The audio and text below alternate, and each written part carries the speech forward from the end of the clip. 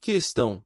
Defina o que é vigilância alimentar e nutricional e qual seu objetivo principal no contexto da saúde coletiva. Resposta. A vigilância alimentar e nutricional, VAN, é a análise permanente da situação de saúde da população relacionada à alimentação e nutrição. Seu objetivo principal é organizar e executar práticas mais adequadas ao enfrentamento dos problemas nutricionais existentes, devendo estar inserida no cotidiano das equipes de atenção básica.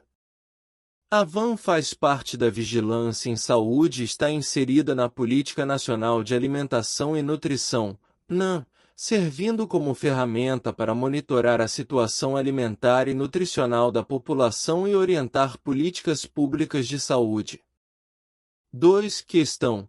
Explique a evolução histórica do SISVA no Brasil, citando pelo menos 3 marcos importantes.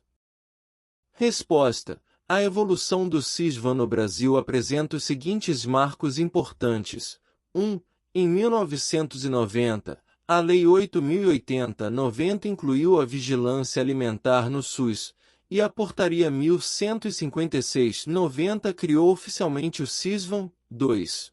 Em 1994, o SISVAN tornou-se pré-requisito para programas assistenciais de combate à desnutrição, como o Leite é Saúde. 3. Em 1999, com a Política Nacional de Alimentação e Nutrição, PNAN, o sistema passou a monitorar o estado nutricional de gestantes e crianças. 4. Em 2008, foi criado o SISVAN Web para facilitar o registro e acompanhamento do estado nutricional. E 5. Em 2011, através da Portaria 2715, houve atualização da PNAN, ampliando a prática da vigilância alimentar e nutricional. 3. Questão. Quais são os princípios do SISVAN e o que cada um deles representa? Resposta. Os princípios do SISVAN são: 1. Sistema. Representa a organização padronizada dos dados e informações. 2. Vigilância. Refere-se à observação, coleta, análise dos dados e informação de forma contínua. 3. Alimentar. Engloba os aspectos que envolvem a produção e comercialização de alimentos. 4. Nutricional. Diz respeito ao estado nutricional do indivíduo, refletindo como a alimentação afeta sua saúde. Juntos, esses princípios formam a base para o monitoramento eficaz da situação alimentar e nutricional da população. 4. Questão. Como a vigilância alimentar e nutricional se relaciona com a segurança alimentar e nutricional? Resposta. A vigilância alimentar e nutricional, VAN, se relaciona diretamente com a segurança alimentar e nutricional, estabelecendo uma relação bidirecional com as condições de saúde do indivíduo. A VAN monitora indicadores que refletem o acesso e a qualidade da alimentação da população, permitindo identificar situações de insegurança alimentar. Ao mesmo tempo, fornece dados para a formulação de políticas públicas que visam garantir a segurança alimentar e nutricional.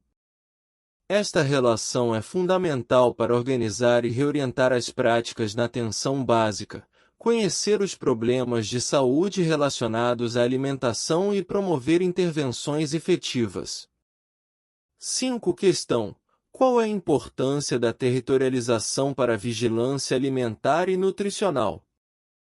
Resposta. A territorialização é fundamental para a vigilância alimentar e nutricional, pois permite conhecer a realidade social da comunidade. Através dela, é possível identificar redes de apoio, espaços de distribuição e comercialização de alimentos, cultura alimentar local e aspectos religiosos ou filosóficos que influenciam as práticas alimentares. Este conhecimento do território facilita a compreensão de como se dão as relações, as tradições e os costumes adotados pela comunidade no tocante às práticas alimentares, permitindo intervenções mais efetivas e contextualizadas dentro da rede de atenção à saúde. especialmente na atenção básica. 6. Questão: descreva as mudanças no perfil epidemiológico associado ao perfil nutricional da população brasileira nas últimas décadas. Resposta: nas últimas décadas, o Brasil passou por uma significativa transição nutricional caracterizada por 1. Mudanças nos hábitos alimentares, com diminuição da alimentação tradicional baseada em alimentos in natura ou minimamente processados. 2. Aumento do consumo de alimentos ultraprocessados, ricos em açúcares, gorduras e sódio. 3. Aumento excessivo de peso na população, resultando em maior prevalência de sobrepeso e obesidade. 4.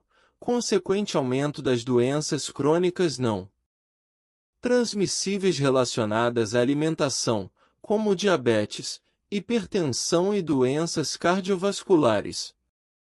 Esta transição epidemiológica nutricional representa um desafio para o sistema de saúde e justifica a importância da vigilância alimentar e nutricional. 7. Questão: quais são os principais dados coletados pelo CISVAN e qual sua importância para a produção de informações em saúde? Resposta: o CISVAN coleta principalmente 1. Dados antropométricos, como peso, altura, circunferências corporais. 2. Índice de massa corporal, IMC. 3. Avaliação do consumo alimentar, incluindo frequência de consumo de grupos alimentares e práticas alimentares. Esses dados são fundamentais para a produção de informações em saúde, pois subsidiam a geração de informações sobre o estado nutricional e as práticas alimentares da população. A partir dessas informações, é possível identificar grupos de risco, planejar intervenções, avaliar o impacto de programas e políticas públicas, e monitorar tendências na situação nutricional da população, orientando a tomada de decisões em saúde pública. 8. Questão: como o CISVAN Web contribuiu para o aprimoramento da vigilância alimentar e nutricional no Brasil? Resposta: o CISVAN Web, implementado em 2008, contribuiu significativamente para o aprimoramento da vigilância alimentar e nutricional no Brasil ao facilitar o registro e acompanhamento do estado nutricional da população. Esta plataforma digital permitiu 1. Padronização da coleta de dados em todo o território nacional. 2. Acesso em tempo real às informações, facilitando o monitoramento contínuo. 3. Maior abrangência na cobertura populacional. 4. Integração com outros sistemas de informação em saúde. 5. Geração de relatórios automatizados para análise e tomada de decisão. 6. Redução de erros de registro e processamento de dados. Essas melhorias tornaram a vigilância mais eficiente e confiável, permitindo intervenções mais rápidas e adequadas às necessidades da população. 9. Questão: explique a relação entre a vigilância alimentar e nutricional e os programas de transferência de renda no Brasil. Resposta: a vigilância alimentar e nutricional possui estreita relação com os programas de transferência de renda no Brasil. Historicamente, em 2001, o programa Renda Mínima, Bolsa Alimentação, já utilizava dados do CISVAN para identificar beneficiários. Em 2003, com a criação do programa Bolsa Família, o acompanhamento do estado nutricional tornou-se uma das condicionalidades da saúde para as famílias beneficiárias, especialmente para gestantes e crianças. Esta integração permite 1. Monitorar o impacto dos programas na situação nutricional dos beneficiários. 2. Identificar famílias em situação de vulnerabilidade nutricional. 3. Direcionar ações complementares de promoção da alimentação saudável. 4. Avaliar a efetividade das políticas de transferência de renda na garantia da segurança alimentar e nutricional. 10. Questão: Como a vigilância alimentar e nutricional pode contribuir para a organização e reorientação das práticas na atenção básica? Resposta: a vigilância alimentar e nutricional contribui para a organização e reorientação das práticas na atenção básica ao 1. Fornecer dados sobre o perfil nutricional da população adscrita, permitindo o planejamento de ações direcionadas às necessidades locais. 2. Identificar grupos populacionais de risco nutricional para intervenções prioritárias. 3. Subsidiar o desenvolvimento de ações de promoção da alimentação saudável e prevenção de agravos relacionados à nutrição. 4. Monitorar a efetividade das intervenções realizadas. 5. Orientar a organização do processo de trabalho das equipes, incluindo a definição de fluxos de atendimento e protocolos de cuidado. 6. Integrar as ações de alimentação e nutrição às demais ações de saúde, fortalecendo a integralidade do cuidado na atenção básica. 11. Questão: qual a importância de conhecer a cultura alimentar local para a efetividade das ações de vigilância alimentar e nutricional? Resposta: conhecer a cultura alimentar local é fundamental para a efetividade das ações de vigilância alimentar e nutricional porque 1. Permite compreender as práticas alimentares tradicionais da comunidade, que são determinadas por fatores históricos, sociais e culturais. 2. Facilita a identificação de alimentos regionais com valor nutricional que podem ser incentivados. 3. Possibilita o desenvolvimento de intervenções culturalmente sensíveis e aceitáveis pela população. 4. Evita recomendações descontextualizadas que podem não ser seguidas por desrespeitar tradições locais. 5. Contribui para a valorização do patrimônio alimentar da comunidade, fortalecendo sua identidade cultural. 6. Aumenta a adesão às orientações nutricionais quando estas respeitam e incorporam elementos da cultura alimentar local. 12. Questão: como a vigilância alimentar e nutricional pode auxiliar no enfrentamento do aumento das doenças crônicas não transmissíveis relacionadas à alimentação? Resposta: a vigilância alimentar e nutricional auxilia no enfrentamento das doenças crônicas não transmissíveis, DCNTS, relacionadas à alimentação ao 1. Monitorar indicadores antropométricos e de consumo alimentar que são fatores de risco para DCNTS. 2. Identificar precocemente indivíduos com sobrepeso, obesidade e padrões alimentares inadequados. 3.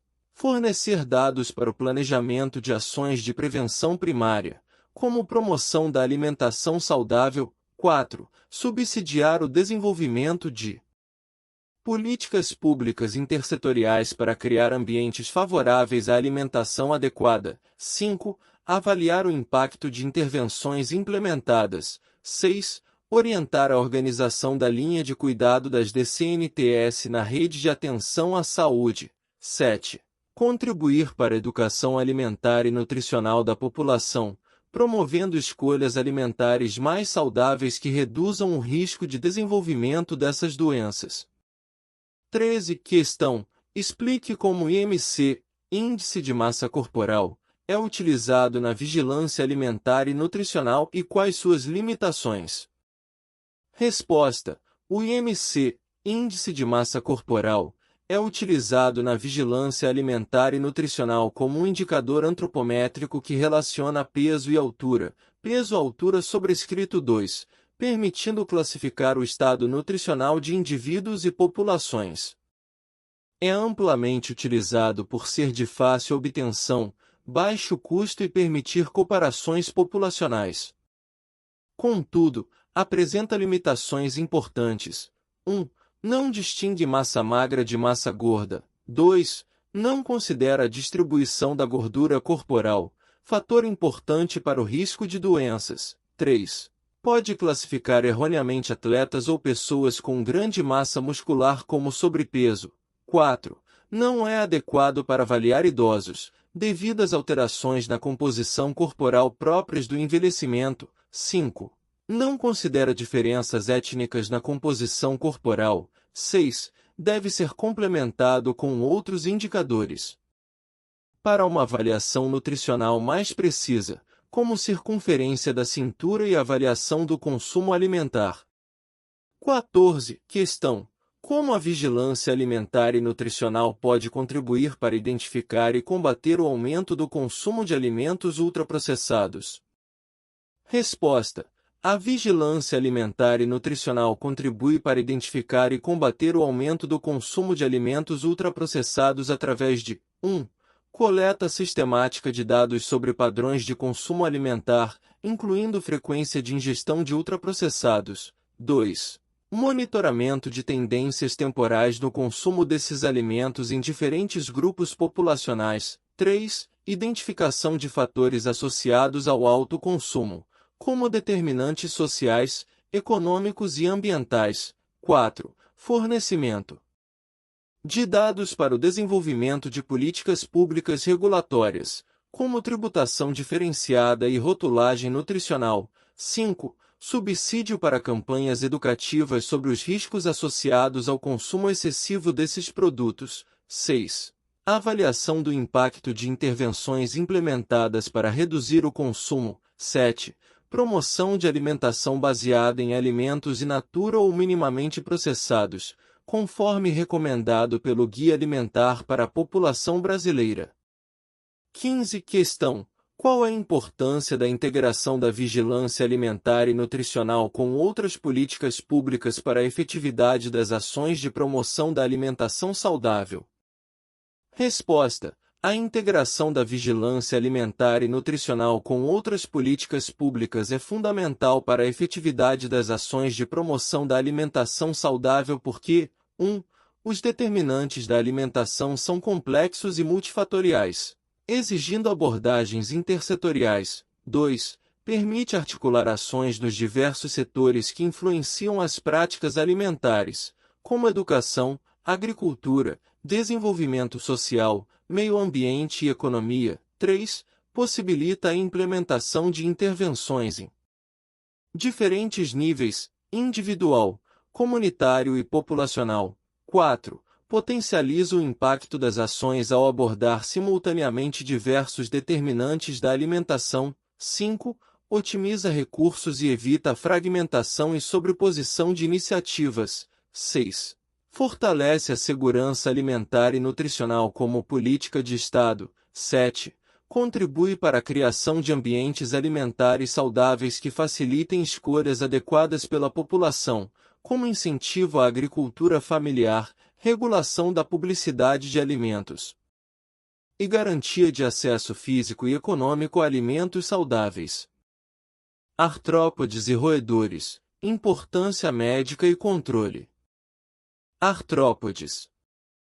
Os artrópodes, artros igual articulado, podos igual pés, patas, incluem classes como insecta, gafanhotos, arachida, aranhas, crustacea, caranguejos, xilopoda, centopeias e diplopoda, piolhos de cobra. Sua importância médica se divide em 3 grupos. Grupo A: agentes diretos de doenças. Causam entomofobia, incômodos e preocupações. Provocam mal-estar e perda de sangue. Podem danificar órgãos, lesões oculares, auditivas. Causam envenenamento, dermatoses, miíases e alergias. Grupo B: vetores de patógenos. Transmitem doenças como malária, mosquitos anofélis. Atuam como hospedeiros intermediários de eumintos. Grupo C: inimigos naturais. Competidores, mesmas exigências alimentares. Parasitas, ectoparasitas e endoparasitas. Predadores, canibalismo e necrofagia. As principais classes de interesse médico são: insecta, corpo dividido em cabeça, tórax e abdômen, 1 par de antenas e 3 pares de pernas. Arachida, 4 pares de pernas, quelíceras e divisão do corpo. Doenças transmitidas por artrópodes: febre tifoide, peste bubônica, tifo murino, malária, filariose, doença de Chagas, febre amarela, dengue e leishmaniose. Controle de artrópodes. Erradicação e controle de doenças. Manejo ambiental. Controle integrado de vetores. Formas de controle: drenagem do solo, petrolagem, larvicidas, controle biológico, proteção ao homem e inseticidas. Roedores. Os roedores possuem extraordinária adaptabilidade e resistência, sendo necessário conhecimento aprofundado para seu controle efetivo. As principais espécies de interesse são a ratazana, Rattus norvegicus, o rato de telhado, Rattus rattus, e o camundongo, Mus musculus. Importância econômica: 4 a 8% da produção de grãos e cereais inutilizados. Danos a maquinários. Prejuízos à saúde pública. Doenças virais: coriomeningite linfocítica, antavirose, febres hemorrágicas. Doenças bacterianas: leptospirose, peste, tifo murino, etc. Doenças fúngicas e parasitoses. Controle de roedores. Manejo integrado em 5 fases: inspeção, identificação, medidas corretivas, preventivas, antiratização, desratização, avaliação e monitoramento. Técnicas de controle: mecânicas, armadilhas, biológicas e químicas, raticidas agudos e crônicos. Questão: defina o que são artrópodes e cite as principais classes mencionadas no texto. Resposta: artrópodes são animais que possuem patas articuladas, como indica a origem do nome, artos igual articulado, podos igual pés, patas. As principais classes mencionadas no texto são insecta, gafanhotos, arachida, aranhas, crustácea, caranguejos, xilopoda, centopeias e diplopoda, piolhos de cobra. Estes organismos têm grande importância médica por causarem enfermidades ou transmitirem organismos patogênicos ao homem. 2. Questão: explique os 3 grupos de importância médica dos artrópodes. Resposta: os artrópodes de importância médica são classificados em 3 grupos. Grupo A: agentes diretos de doenças ou moléstias, causando entomofobia, mal-estar, perda de sangue, danos a órgãos, envenenamento, dermatoses, miíases e alergias. Grupo B: artrópodes como vetores de patógenos, como os mosquitos anopheles que transmitem a malária ou coleópteros que atuam como hospedeiros intermediários de eumintos. Grupo C: artrópodes como inimigos naturais, atuando como competidores, parasitas. Ectoparasitas e endoparasitas, ou predadores, incluindo canibalismo e necrofagia. 3. Questão: quais são as principais características morfológicas da classe insecta? Resposta: a classe insecta caracteriza-se por apresentar o corpo dividido em 3 regiões distintas: cabeça, tórax e abdômen. Além disso, os insetos possuem um par de antenas e 3 pares de pernas. O texto também menciona a divisão dos insetos em apterigota, sem asas, e pterigota, com asas, sendo esta uma classificação importante para entender a diversidade deste grupo.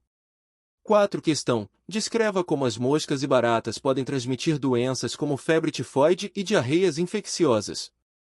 Resposta: as moscas e baratas transmitem febre tifoide e diarreias infecciosas através do transporte mecânico de germes. Estes artrópodes carregam os micro-organismos patogênicos em suas patas e os depositam em alimentos, utensílios e outras superfícies. Quando o ser humano entra em contato com estes itens contaminados, pode se infectar. Este mecanismo de transmissão é diferente de outros artrópodes que inoculam patógenos diretamente através de picadas. 5. Questão: explique o mecanismo de transmissão da doença de Chagas pelo barbeiro. Resposta: a doença de Chagas é transmitida através do barbeiro, triatomínio, infectado pelo protozoário Trypanosoma cruzi. O mecanismo de transmissão ocorre quando o barbeiro, após realizar o repasto sanguíneo, Picada. Defeca próximo ao local da picada. A picada causa prurido, coceira, levando a pessoa a coçar o local e, inadvertidamente, levar as fezes contaminadas para dentro da ferida ou para mucosas, permitindo a entrada do protozoário no organismo humano. 6. Questão: o que é o manejo ambiental no controle de artrópodes e qual seu objetivo? Resposta: o manejo ambiental no controle de artrópodes compreende o planejamento, a organização, a realização e o monitoramento de atividades que visam modificar ou alterar fatores ambientais ou sua interação com o homem. O objetivo principal é prevenir ou minimizar a propagação dos vetores e reduzir o contato entre homem, vetor e patógeno. Esta abordagem busca controlar os artrópodes através da manipulação do ambiente, criando condições desfavoráveis à sua proliferação. 7. Questão: cite e explique 3 formas de controle de artrópodes mencionadas no texto. Resposta: o texto menciona várias formas de controle de artrópodes, entre elas, 1.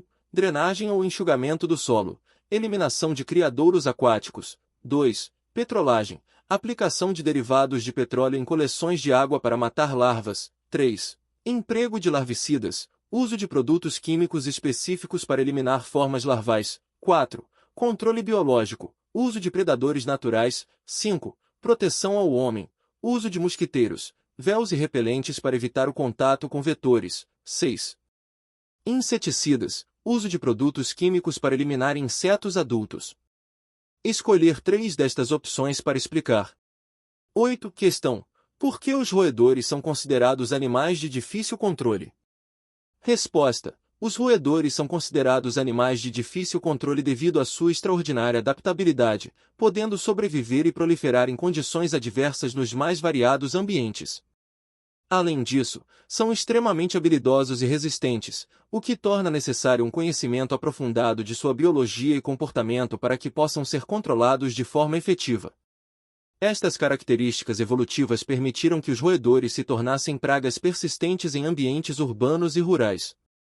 9. Questão: quais são as 3 principais espécies de roedores de interesse em saúde pública e por quê?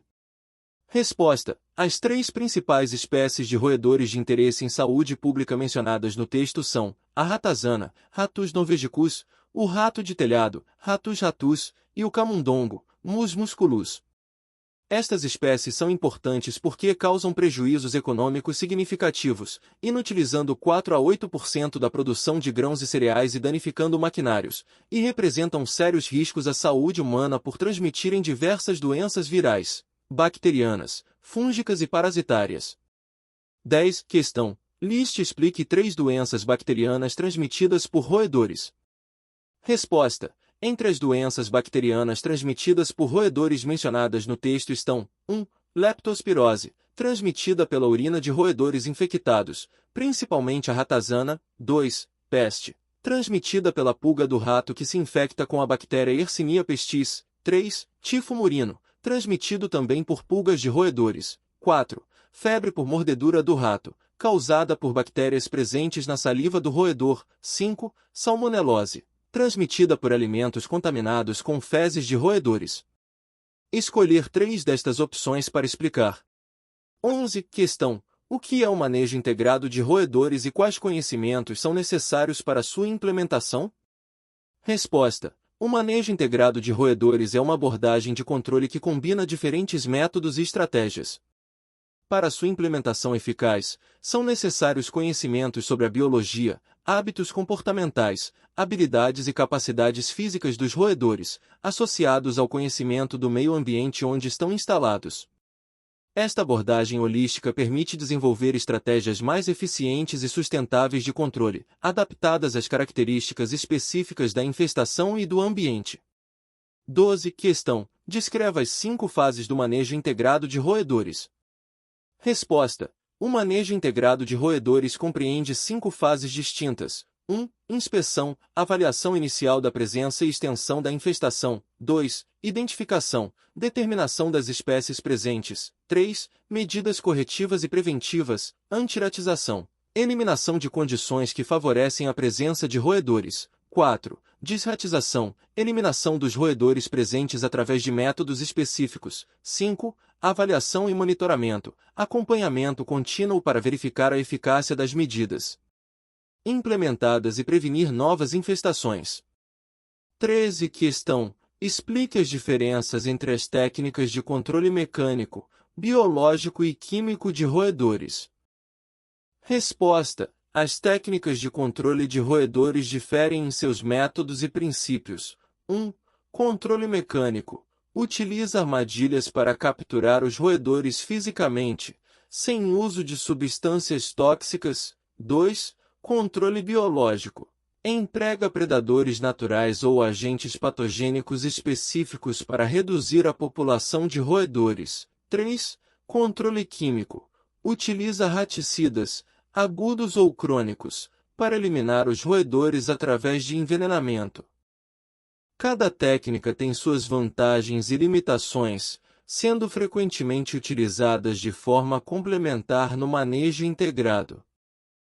14. Questão: qual a diferença entre raticidas agudos e crônicos? Cite vantagens e desvantagens de cada um.